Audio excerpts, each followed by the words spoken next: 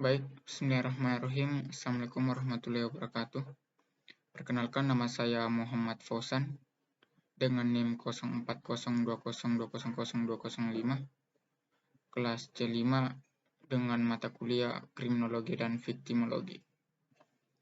Nah, video ini saya buat atas dasar untuk memenuhi tugas yang telah diberikan oleh dosen pengampu saya, yaitu Dr. Dejangge SHMH. Karena dari video sebelumnya kami telah diarahkan untuk menjawab 4 pertanyaan yang telah dijelaskan melalui kanal YouTube beliau. Nah, pertanyaan yang pertama ialah apakah yang Anda pahami dengan kenakalan remaja atau anak? Kemudian yang kedua, uraikan pembagian tingkat kenakalan remaja. Kemudian, apakah yang menjadi faktor-faktor kenakalan anak? Dan yang terakhir ialah apa yang dimaksud dengan faktor endogen dan faktor eksogen yang penyebab terjadinya kenakalan anak. Nah, dari penjelasan sebelumnya dari video tersebut, maka saya dapat memahami bahwa kenakalan remaja atau yang biasanya kita sebut dengan istilah juvenil yang berasal dari bahasa Latin yang artinya ialah juvenilis, artinya ialah anak remaja atau karakteristik remaja atau ciri khas periode remaja. Kemudian ialah delinquent atau dalam bahasa Latin ialah deliquere, yang artinya membiarkan anak sehingga perilaku anak tersebut menyimpang dari perilaku biasanya dikarenakan orang tua tidak memberikan suatu arahan kepada anaknya sehingga dia terbiarkan menjadi bebas.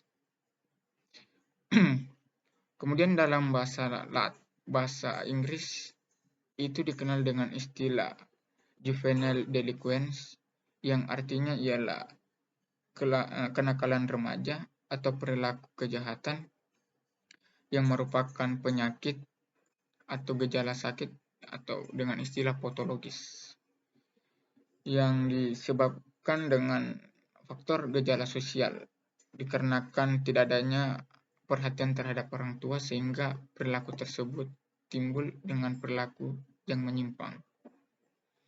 Nah, pertanyaan kedua ialah uraikan pembagian tingkat kenakalan remaja.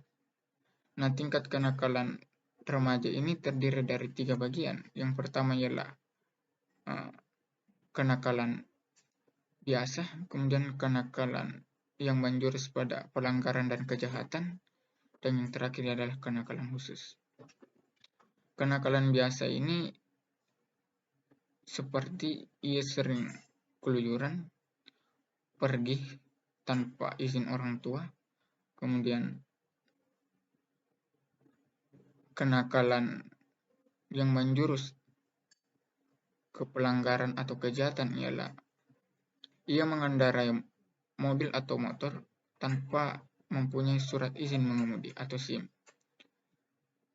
Sedangkan kejahatan dia mengambil barang orang tua tanpa izin dari orang tua tersebut. Dan itu bisa dikenakan pasal 367 atau pencurian dalam keluarga. Kemudian yang terakhir ialah kenakalan khusus, seperti dia melakukan mengkonsumsi narkoba,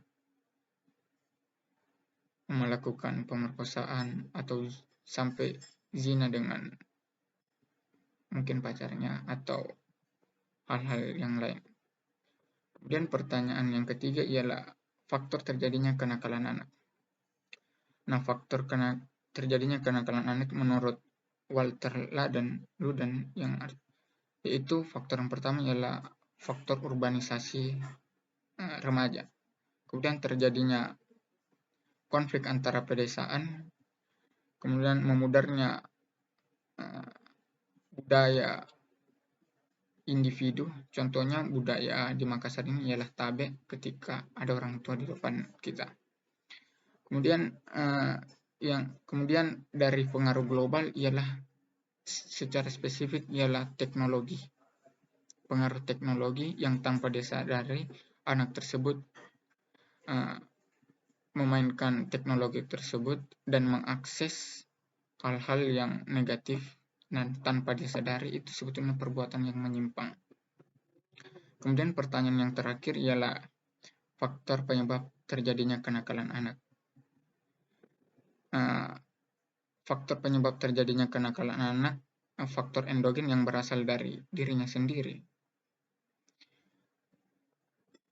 seperti faktor biologis dan faktor psikis, dan kemudian faktor perkembangan kepribadian dan inteligensi, sehingga dia tidak memahami apa norma-norma atau aturan-aturan yang diterapkan. Kemudian faktor di luar kepribadiannya, contohnya seperti keluarga. Nah, mungkin hanya itu yang bisa saya sampaikan. Mohon maaf atas kekurangan. Wassalamualaikum warahmatullahi wabarakatuh.